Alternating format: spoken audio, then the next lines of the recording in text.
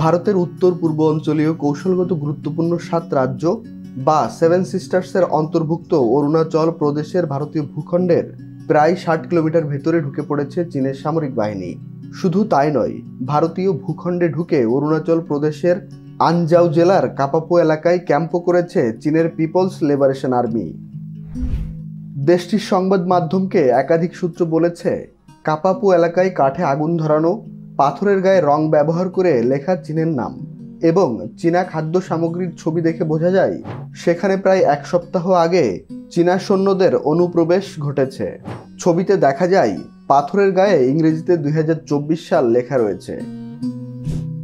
ভারতীয় ভূখণ্ডে নিজেদের মালিকানা দাবি করার জন্য অনুপ্রবেশের সময় চীনা সেনাবাহিনী এসব কৌশল ব্যবহার করে বলে জানা গেছে।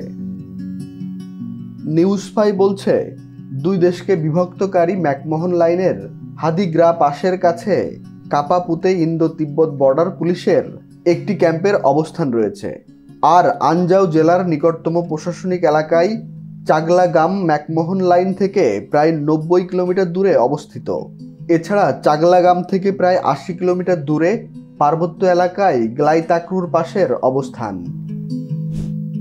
এর আগে 2022 সালের আগস্টে সামাজিক যোগাযোগ মাধ্যমে ব্যাপকভাবে ছড়িয়ে পড়া ছবিতে দেখা যায় পিএলএ সৈন্যরা হাদিগ্রা হ্রদের কাছে নিজেদের অবকাঠামো নির্মাণ কার্যক্রম তদারকি করছে।